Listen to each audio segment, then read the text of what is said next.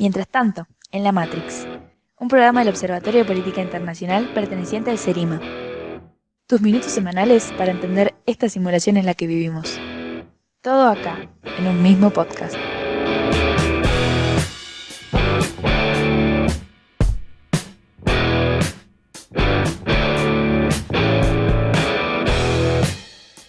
El mercado de carbono, el nuevo gran negocio de las superpotencias. Desde hace décadas, movimientos ambientalistas se han encargado de divulgar los efectos producidos por el calentamiento global.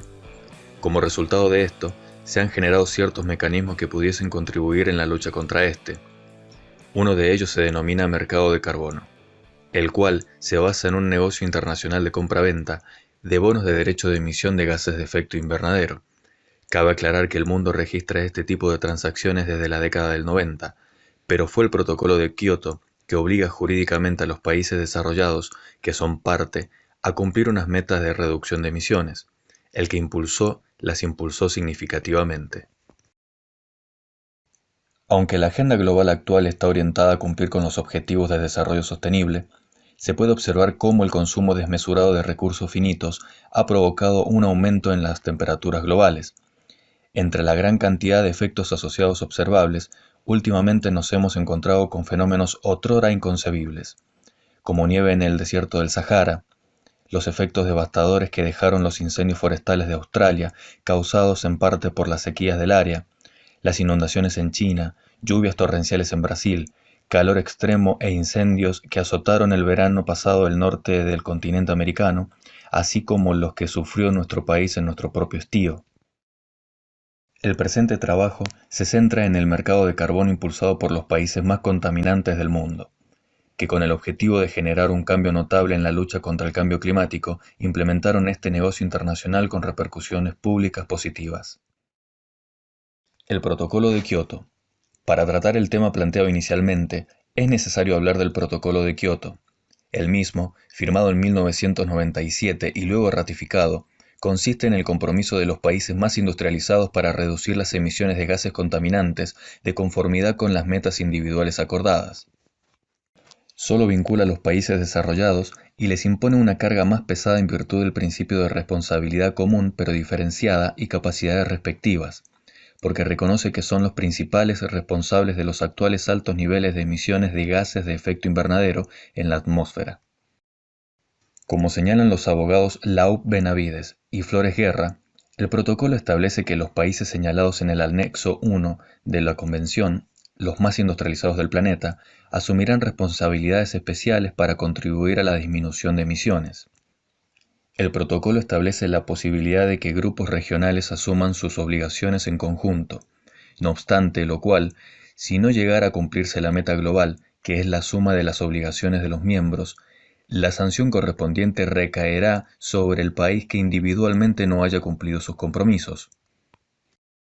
Cuando el protocolo refiere a sanciones, no se trata de monetarias, ya que como indica Vergés, en el caso de las emisiones de dióxido de carbono, la vía del impuesto es prácticamente inviable, porque debería ser una especie de impuesto administrado a escala universal.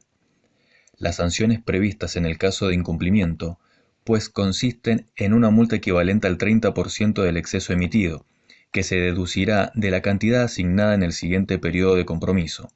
El mismo se realizaría a través de una extensión del protocolo denominado Enmienda de Doha, pero que dado que Estados Unidos no ratificó al mismo, Canadá se retiró antes del final del primer periodo de compromiso, y tanto Rusia y Japón no participaron en el segundo periodo, sumando a que China, Brasil e India no fueron alcanzadas por Kioto. La enmienda solo se aplica a alrededor del 15% de las emisiones mundiales. Un aspecto interesante fue la acción iniciada por Canadá, y que repercutió notablemente en las adhesiones a la enmienda. Dicho país anunció en 2011 que abandonaba el protocolo de Kioto para no pagar las multas relacionadas con el incumplimiento de la reducción de emisiones. Fue el ministro de Medio Ambiente de Canadá, Peter Kent, quien manifestó: Kioto no funciona. Kioto es el pasado para Canadá. Invocamos el derecho legal para retirarnos de Kioto. Por lo tanto, la enmienda de Doha solo consiguió entrar en vigor el 31 de diciembre del 2020, cuando suficientes países la aceptaron formalmente. Necesitaba 144 instrumentos de aceptación. Es decir, Una vez se llegó al final del primer periodo de compromisos establecidos en Kioto, este documento señalaba las metas a cumplirse en un nuevo periodo 2013-2020, pero no fue formalmente adoptado por los estados hasta que estaba vencido. El protocolo contemplaba a aquellos países desarrollados y con economías en transición de mercado, los cuales tenían la posibilidad de acceder a mecanismos de flexibilidad en pos de alcanzar los objetivos de reducción y limitación de emisiones de gases de efecto invernadero. Este mecanismo es denominado Mercado Internacional de Emisiones, más conocido como Mercado Regulado de Carbono. El mercado de carbono. El Protocolo de Kioto constituye así un instrumento que fomenta la cooperación internacional para reducir los niveles de dióxido de carbono de la atmósfera y con esto limitar el ascenso de las temperaturas globales. El mercado de carbono permite a los países que tienen unidades de emisiones de sobra, es decir, emisiones permitidas pero no utilizadas, vender este exceso de capacidad a países que están por encima de sus objetivos. Particularmente, aquellos países con compromisos vinculantes al protocolo utilizaban este mecanismo. La idea de este instrumento era que aquellos países con una industria más avanzada, que de antemano se negarían a reducir su ritmo de producción para aplicar políticas orientadas a la sostenibilidad y sustentabilidad a través de la reducción de emisiones de gases de efecto invernadero, pudiesen comprar unidades de emisiones de países menos industrializados. Brentan lo explica de la siguiente manera. La empresa Y tiene entonces el derecho de emitir X toneladas de dióxido de carbono al año. Es decir, le han sido asignados derechos de emisión por esas X toneladas equivalentes de dióxido de carbono. Si emite más, o bien deberá comprar derechos de emisión a otras empresas para cubrir el exceso, o bien pagar el correspondiente impuesto por la diferencia. Y si, por el contrario, demuestra que ha emitido menos, la diferencia son unos derechos de emisión que no ha utilizado y que, como cualquier otro derecho, puede vender a otra empresa. Un ejemplo que se puede traer a colación es el de la compañía Wilmot Cattle, una empresa que cría ganado bovino en la región de Nueva Inglaterra y que selló una venta significativa de créditos de carbono con Microsoft. Mientras tanto, en Argentina es importante resaltar el caso de Natura Cosméticos, que compró 70.000 bonos de carbono del parque eólico Rawson de Geneia. Así, el parque eólico recibe ingresos y Natura puede certificar una reducción de 70.000 toneladas de dióxido de carbono. Por otro lado, se puede mencionar el Acuerdo de Cooperación Internacional entre Perú y Suiza. En este caso, el acuerdo consistió en permitirle al país latinoamericano financiar proyectos de desarrollo sostenible, mientras que Suiza cuenta con estos bonos de emisiones de carbono sobrantes para cumplir con sus objetivos económicos y de producción.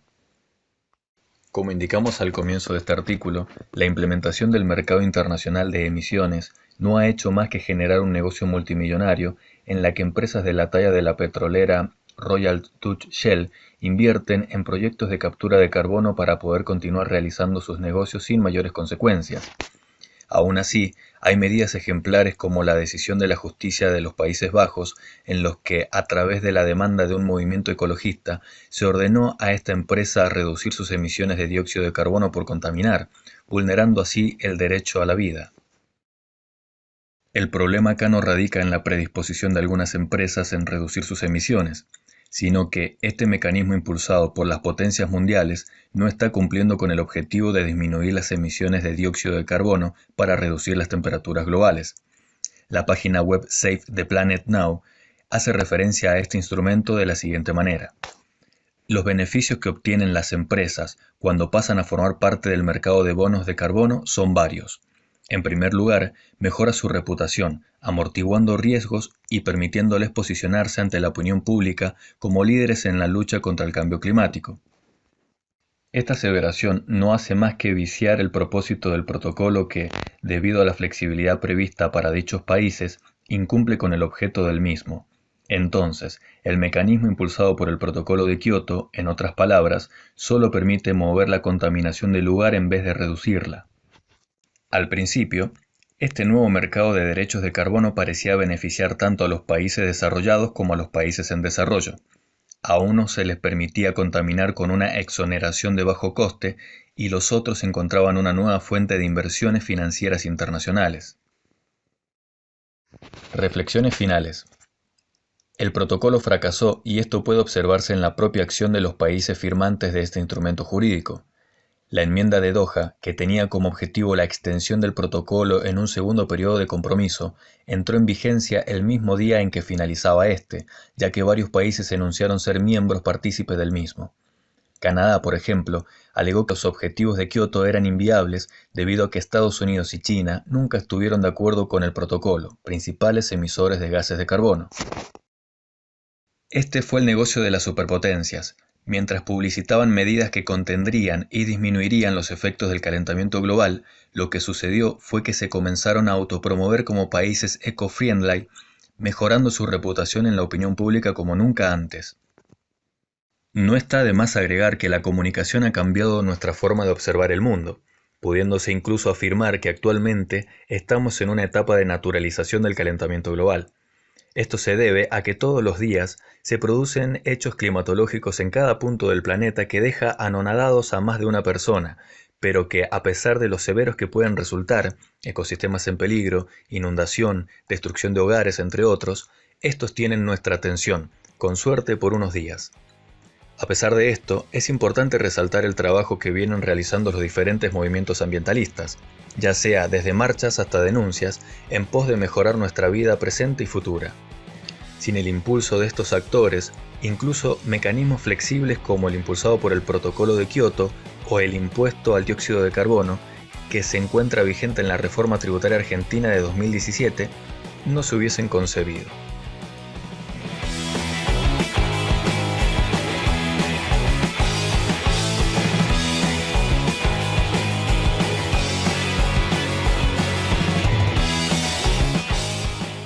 Seguinos en nuestras redes sociales, en Instagram como serima.fcpis, en Twitter como serimafcpis, en YouTube como serimafcpis, en Facebook como serima/Centro de Estudios en Relaciones Internacionales y Medio Ambiente. Para acceder a más contenido como este, pueden visitar nuestra página web, observatorioserima.wordpress.com. Ahí podrán encontrar este artículo completo. Sin más que decir, esto ha sido todo por hoy. Nos encontramos la próxima. ¡Hasta luego!